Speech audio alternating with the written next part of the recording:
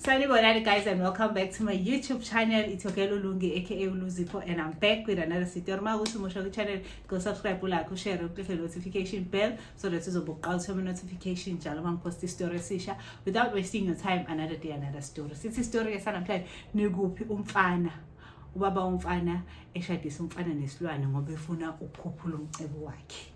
Ayithiwa ke umfana ke nje ukhule kuyena yedwa ingane kubo and ube ingane nje spiritual yabona ingane le enesiphiwo samaphupho isikhathi esiningi mayiphuphile yenzeka yabo. So nje ube gifted kodwa ubenganakile ngoba kuba bakholelwa kakhulu kulezi zinto zama gift nani but nje ukhule ezazi ukuthi nje unesiphiwo.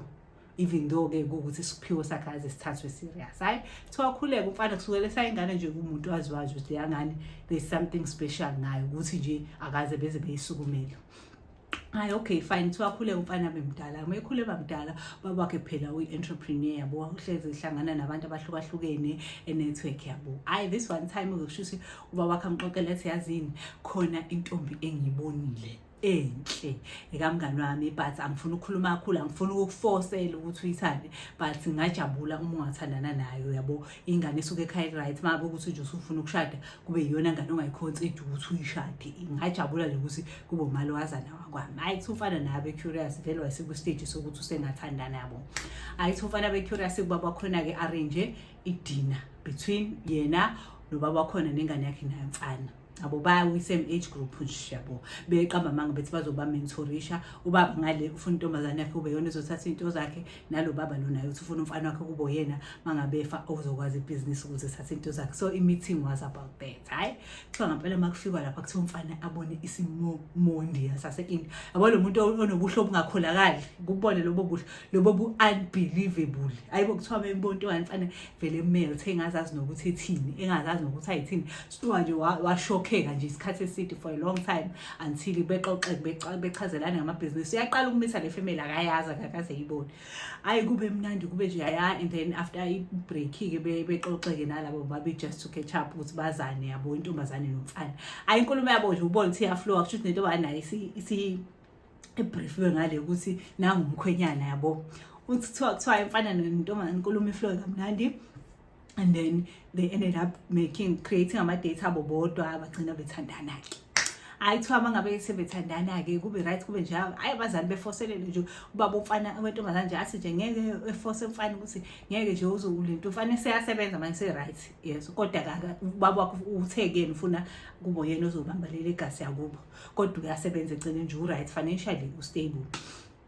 Hayi kuthiwa ke into ayiseshoda kanje umuntu wesifazane and uyazi abantu abarich bathanda ingane zabo igane zisheshe igane zencane. Hayi nangempela ke umfana bona ukuthi yazi ipiece wepuzzle ebishoda kulo girl and sengimtholile so angivele ngempela ngimshada. Hayi nobaba wakhe ngaleyo location ethi nje ubaba le yangane uthe kahle kathi insima ukuthi ngempela ingane yakhe ayithanda ngomele uyishada. Hayi nomfana ebuye sangane eqoqela ubaba wakhe sele yangane hayi iyona lento babe ngangifuna and I thank you so much for ukungitholela umuntu nje. Hayi kuthiwa ngempela ke kwenziwa ama-negotiation ke manje between the two kodwa nje into enkulu abantu abahlanganisa konke lento ubaba labo baba two omama bakhona they not that much involved yabo. Hayi kuthiwa ke nangempela ubaba mfana ngathi uma mfana vele ngathi ukade wayishonela yabo. Hayi kuthiwa nangempela mhlawumbe nakhona futhi wabulawa yilo imkhuba yalo baba because lo baba ngathi uganye. Hayi kuthiwa ke umfana ke nangempela ke asho ukuthi hayi uready uyolobola. Hayi kuthiwa nangempela kube happy day kulo wamuzi alobole yonke into ibe right ahlale naye ugeli ke beshade and then bahlale ndawonye. Hayi uthi ke kasi ngihlala nayo ugeli kube manje ngimfunda ukuthi what kind of a person she is uthi yebo lo geli lo angitshele nje saqala athi mfethu kunento eyodwa awusingenza yonke into ndawonye but there's one thing esikwazi ukuyenza ndawonye ukugeza ndawonye. Hawu uthi ufana anga-understand because mina ngiyakholelwa nje kuma-romantic but la hlapha nigeza nobabe nomuntu amtshathi nje no nginama-pastomas angazi ngaye kwangena abantu ngigeza manje ngiyathuka njalo mangena umuntu ngiyatrigarisheka ngigeza because bangena ngani bamdlungula noma benzani but nje wa-create i-story. Ayofana I-understand nje leyo nto for years nje ukuthi umuntu wakhe megeza akangeni nje ebathroom. Hayi okay fine uthi hayi mangithi lofana umuntu wamaphupho uthi hayi khamba isikhathi nje uthi for years siphila lelo mpilo nomuntu wami uthi umuntu wami uyathanda ucansi of all things kayithanda nje ucansi ufuna nje ucansi njalo nje ufuna ucansi. Hayi uthi kodwa futhi anginaki uthi kodwa nakhona before siye ucansi ngiqale gezi yabo uthi nalapho nje hayi uyayithanda umuntu wami hayi uthi hayi okay uthi ngelanga vele ngiphuphe uthi mangiphupha ngazi ukuthi umuntu wami uyageza yabo ngingena ngazi ngangiyofuna nebathroom mangithi ngiyafika umuntu wami akayena umuntu uyinyoka hayi uthi yabo ngivuke ngimxoxela hayibo yaze la kule step iphupho ngiphupha ngazi ukuthi usebathroom mangithi ngiyongena vele ushintsha ube inyoka uthi nje umuntu wakhe shuthi nje khona isitha sakho siqhamuka njengami yazazi lezi inkolelo zesiZulu usufana hayi kuthiwa ayibhayeke le uthi okay ngempela kushuthi inkolelo zami yabo hayi kuthiwa ke kuhamba isikhathi mfana yabo lento ihlezi imudla because uyazazi ukuthi yena most of the time amaphupha aphuphayo asuke ushowcase hayi uthi la ke phela ke alentuzeke usufana avedane ke elokhu lento ihleli kuye yabo kancane lihleli leli phupho nalo futhi lihambe libuye benokuthi mhlawumbe ukuthi ngilicabanga kakhulu yabo uthi hayi lapho ubaba wakhe vele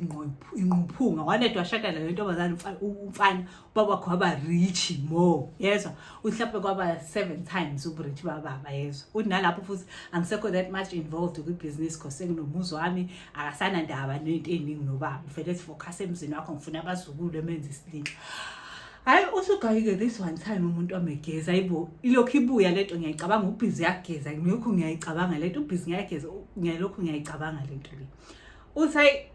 ngiyabo sikuzo kufela ukuthi angivele ngihambe ngiyovula ebathroom ngimbone yabo so that ngizoba at ease ukuthi lento engicabanga akusiyona yabo ayithi umfana ngempela sisukume uthame ethi yavula nje ebathroom ufica nje inyoka iyageza yabo ilokhu ibiliqeke ilokhu ibiliqeke so ibofana eqiqa amehla nje uthi yabo mhlawumbe iphupho still so amfana vele sakazele phansi equleni so amequle umfana evuswe yiyo le ntombazana isiyona isiyugeli isayibo yini kwenzakalani asho mfana ukuthi hayibo mfethu akukho lutho yabo vele nje abe azenza umuntu ongabonanga lutho because nawe usaphazile ukuthi ngiyibone ngempela lento noma kusayilona iphupho angi-understand noma isengqondweni yami ngidelusional yabo abe nalokho nje kuthiwa ifana ke kwakuyisebusuku ngaso sikhathi twalale thugela ayifune la ucansi kuthiwa okay ufana avume still because phela akakwazi unqapha bathi nje umuntu one-trauma and intombazana ibonile ukuthi uyibonile usaba nalokho ukuthi ngoba sibonile kuzokwenzalana imibuzo angasho lutho ufana yabo kodwa nje useyayisaba uyabona izikhonto emthusile ayikufana ngempela yo alentuzekile mfana vuka ngakusasa hambe nje sabona oyisebenzela as usual so mfana engabuyi ekhaya mengabuye ekhaya ugele ngabe waba waride kwafonela baba wakhe mthetha ayibo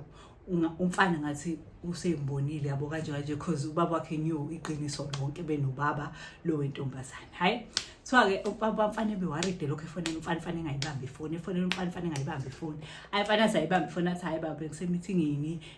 ngizoze ekhaya ebuza ukuthi manje usukwazi ukushiya umfazi uhambe ukuphi kanti umfana sehambile uyozama ukubheka ukuthi kahle kahle kwenzakalani yabo ayithi umfana ngimefika ke esukumeke umfana wayehlakaniphele even though kubo baba engakholelwa but ngaleyo langa naye wabona isidingo yabo asukume ayenyangeni kuthiwa mefika kwinyanga thizeni kuthi inyanga imgequlela amagqolo imtshela ukuthi wena yonke lento yenzayo empilweni yakhe ifilimu kahle kahle wena lo muntu oshade naye exist akekho lo mama lo wamithi owahlangana naye kwathuma walentombazana kuyena uma wayo unkosikazi walo baba but isilwane lesi asi exist if ungalandela ihistory yalo baba lokuthuba bezala wakhe akanayo ingane yentombazane so wena ubaba wakho nalo baba bahlangene ngawo ukuthi wena kumele ulale nalesilwane sabo ukuze ngoba angazi wena umfana ongathi powerful ngathi spiritual amongst ingane zabo so lo wawunaba abafana but abanayo lento wena onayo so you are that special someone obedingeka ukuthi efide ilwane zabo so that's why ubaba wakho wathatha wena wakuhlanganisa into bayo kwathiwa nje leyo ntombazane does not exist nokuthi umfana athukeke manje uthi hayibo ngithini into nje ngitshela bami hayi kuthi umfana velana sithi angibuyeli kulowa muzi simtshenya ngithi hayi nobuyela uyabo uzobona ukuthi wenza kanjani ukuthi umkakho engaboni ukuthi ngizokusiza mina yabo kodwa uzobuyela athi nje ufana angibuyeli so mfana inema zakhe athi uthi nje ayele elsewhere la ikude khona kodwa lo baba ebemlapha hayi ngokutshela ukuthi angazi ukuthi ilwane zakhe kushuthi zami affecta kanjani ungoduso yakhe le fake ngoba kuthiwa nje kwavele kwaphela kanjalo kuthiwa ingoduso yanyamalalathi ubaba wakhe uyafona njalo emtshela ukuthi yazi umakoti usenze wahamba hayibo athi ufana engeke ngidinga iphisi ngisoshabeni la enkhona angidingi lutho nje olungihlanisa but engazishiya zathi yabo ngala inyanga yakhe yamlapha kuthiwa yamlapha kumfana waze waba right kumfana kuthiwa meba right abuyela kubaba wakhe kwamtshela wonke amaqiniso, ubaba wakhe wamtshela wonke amaqiniso, wamtshela wonke amaqiniso. Kuthiwa-ke ubaba wakhe-ke wavedane wakhonfesa-ke emfaneni uMfethu, mina angikwazi ukuhlupheka, so bengeke ungiqala ukuhlupheka sekumdala, and the only option enganginayo uwe, and ngazama ngayo yonke indlela ukuthi nawe ube right njengoba u-right namhlanje. It's because of amandla alezinto ebengilokhu ngiyisebenzisa all along. Fanele buza ukuthi pho uma yena naye was she part of the plan? So ubaba vedane akhala angaphenduli, ethi umfana nyanye adikile, kuthiwa wahamba wadayisa kwalowo muzi, kuthiwa waphuma nje waphela kulo baba, vele wayesegeziwe se-right. Akwaziwa ukuthi i-bride le yakhona kwaphelelaphi ngayo, kodwa nje kuthiwa ubaba khona uyayihluphekela manje, uhlupheka worse than umuntu nje onormal. Kuthiwa uyahlupheka lokho ku-serious, kwavele kwaphela konke kwashabalala. Siphela lapho isitori sesisanamhlanje. Thank you so much for watching. Xa ningakhohlwa ngisendele ezinye izitori. Love you so much. Mwah.